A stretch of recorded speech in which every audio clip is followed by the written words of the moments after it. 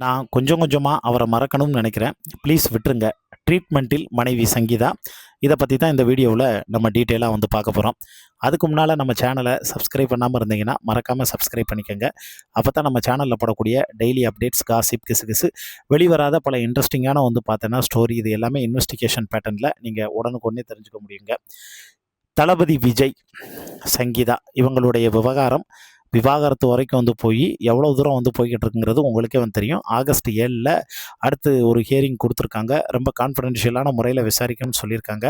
அந்த டயத்தில் இவங்க 2 பேரும் வந்து கவுன்சிலிங் அட்டன் பண்ணணும்னு சொல்லியிருக்காங்க. வீடியோ கான்ஃபரன்ஸ்க்கு இன்னும் வந்து பர்மிஷன் வந்து கொடுக்கல. ஸோ இதுதான் இவங்களுடைய விவாகரத்து வழக்கில் இப்போதைக்கு வந்து இருக்கக்கூடிய ஸ்டேட்டஸ்.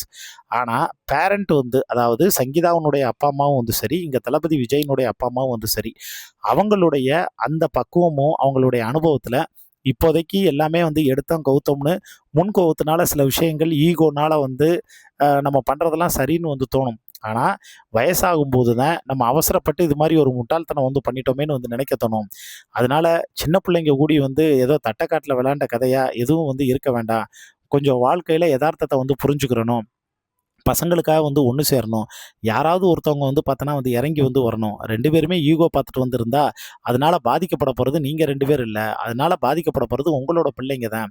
இப்ப நீங்க என்ன பண்றீங்களோ, அதத்தான் நாளைக்கு உங்க பிள்ளைங்க வந்து திரும்ப வந்து செய்யும். ஸோ ஒரு நல்ல அப்பா, அம்மாவா நம்ம வந்து ஒரு ரோல் மாடலா வந்து இருக்கணும் அப்படிங்கிறது மாரியெல்லாம் அதாவது எஸ்.ஏ. சந்திரசேகர் இவங்க சைடு வந்து பார்த்தோன்னா வந்து பேச ஆரம்பிக்க. ஆனா, சங்கீதா உண்மையிலேயே மிகப்பெரிய கோவத்துல இருக்கிறது எஸ்.ஏ. சந்திரசேகர் மேல தான் சொல்லப்படுதுங்க. என்ன காரணம் அப்படின்னா, தளபதி விஜய் அரசியலுக்குள்ள வந்து ஏற்கனவே உள்ள என்ட்ரி ஆகிறது சங்கீதாவுக்கு பிடிக்காம தான் இருந்திருக்கு. ஆனா, இவர் தான் அந்த டயத்துல வந்து எப்படியாவது விஜய அரசியலுக்குள்ள கொண்டு வந்துரணும்னு மக்கள் நலப்பணி இயக்கம் அது இதுன்னு வந்து பார்த்தோன்னா ஃபுல் ஃப்ளெட்ஜ்டா வந்து இறங்கி, அவருக்கு அந்த அரசியல் ஆசைய அதிகமா வந்து பார்த்தோன்னா உண்டு பண்ணி, இதுக்குள்ள கொண்டு வரணும் அப்படின்னு வந்து வேலை பார்த்ததே எஸ்.ஏ. சந்திரசேகர் தான். அப்பயே தன்னுடைய அதிருப்திய அவங்க வந்து தெரிவிச்சிருக்காங்க. அதோட மட்டும் இல்லாம பி.டி. செல்வகுமார்னு ஒருத்தர் இருந்தார். அவங்க தான் இவங்க ஃபேமிலியோட மேனேஜர். அந்த பி.டி. செல்வகுமார் சமீபத்தில வந்து பிரிஞ்சு டிஎம்கேவில் வந்து ஜாயின் பண்ணி, அப்ப டிஎம்கேவில் வந்து இருந்தப்ப விஜய் மேல பல அடுக்கடுக்கான குற்றச்சாட்டுக்கள் எல்லாமே வந்து சொன்னாங்க. சங்கீதாவுக்கு முழுக்க முழுக்க ரொம்ப ஃபேவரா வந்து பேசினாரு. சங்கீதா ரொம்ப வந்து அமைதியான வந்து பொண்ணுங்க. அதாவது ஒரு வார்த்தை அதிர்ந்து கூட வந்து பேசாது. அண்ணன் அண்ணன்னு உரிமையோட வந்து பேசும், வந்து எல்லாமே வந்து பண்ணும். அந்த பொண்ணுக்கு எப்படி இவருக்கு வந்து துரோகம் பண்ண வந்து மனசு வந்துச்சு? இது எல்லாமே வந்து காரணம் இவர் இல்ல. இவர சுத்தி வந்து ஒரு கூட்டம் இருக்கு அப்படின்னு வந்து அவர் வந்து சொல்லியிருந்தாரு. எஸ்.ஏ. சந்திரசேகர் சொல்லும்போது கூட, இந்த புஷி ஆனந்த்ன்னு ஒருத்தவன கூட்டு வந்து நான் அறிமுகப்படுத்தினேன். அன்னையோட வந்து முடிஞ்சுச்சு அப்படின்னு அவர் சொன்னார். ஏன்னா, புஷி ஆனந்த் எப்போ உள்ளுக்குள்ள வந்தாரோ, அதுக்கப்புறம் தளபதி விஜயோட விசுவாசியா வந்து மாறி, அதுக்கப்புறம் அவருடைய நம்பிக்கைக்குரிய அபிமான நட்சத்திரத்துக்கு உள்ளுக்குள்ள வந்து தளபதி விஜயினுடைய மனசுல வந்து நீங்கா இடம் புடிச்சு, அவர் தலைமையில தான் அடுத்தடுத்து எல்லாமே வந்து நடக்கணுங்கிற ஒரு ரூட் வந்து போச்சுங்க. ஏன்னா, புஷி ஆனந்த் அப்ப புதுச்சேரியோட எம்எல்ஏவா வந்து இருந்தார். அவர் வந்து வரும்போது. அப்ப புதுச்சேரிக்கு நான் எம்எல்ஏவா இருக்கக்கூடிய பெருமைய விட, தளபதி விஜய்க்கு ரசிகனா இருக்கிறது தான் எனக்கு வந்து பெருமை அப்படின்னு, அந்த பதவிய ரிசைன் பண்ணிட்டு இவர் கூட வந்து பயணிக்க ஆரம்பிச்சாரு. அது தளபதி விஜய பயங்கரமா வந்து பார்த்தோன்னா இம்ப்ரெஸ் பண்ணிருச்சு. ஆனா, அன்னைக்கு அந்த மனுஷன் அப்படி ஒரு தியாகம் பண்ணதுனால தான், இன்னைக்கு அவர் வந்து அமைச்சரா வந்து உட்கார்ந்திருக்காரு. இதெல்லாம் வந்து ஒரு பக்கம் இருக்கக்கூடிய சூழ்நிலையில தான், இப்ப தளபதி விஜயோட பையன் ஜேசன் சஞ்சயினுடைய சிக்மா படம் ஜூலை 31 தியேட்டரில் ரிலீஸ்க்கு வந்து வரப்போகுதுங்க. ஜனநாயகனா அந்த டயத்தில் வந்து ரிலீஸ் செய்யப்பட போகுதுன்னு வந்து ஒரு தகவல் வந்து ஏற்கனவே கசிஞ்சுக்கிட்டு இருக்கு.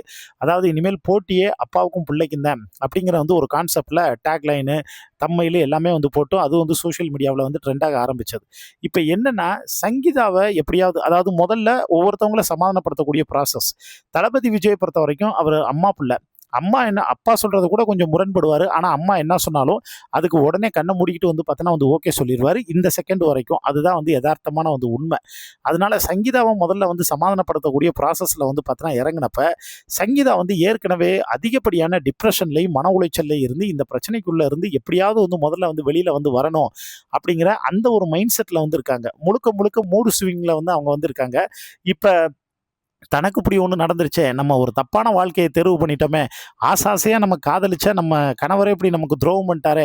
அப்படி இப்படின்னு அவங்க அந்த டிப்ரஷனுக்குள்ள இருந்து இன்னும் வந்து வெளிய வந்து வரல. இப்ப வெளிய வராம இருக்கக்கூடிய சூழ்நிலையில மறுபடியும் அவங்க உள்ளுக்குள்ள வந்து சேர்ந்து வந்து வாழணும்னு சொல்லும்போது, அவங்க சொல்றாங்க, "அப்படி வந்து நடக்கிறதுக்கு வாய்ப்பில்ல. அது என்னாலயும் வந்து முடியாது. எதார்த்தமா இருக்க முடியாது. அவரோட கேரக்டர் எனக்கு நல்லா தெரியும். அவரும் அப்படி வந்து இருக்க மாட்டாரு. ப்ளீஸ் தயவு செஞ்சு வந்து விட்டுருங்க. இனிமேல் இந்த டாபிக்க பத்தி வந்து பேசிட்டு இங்க வந்து வராதீங்க."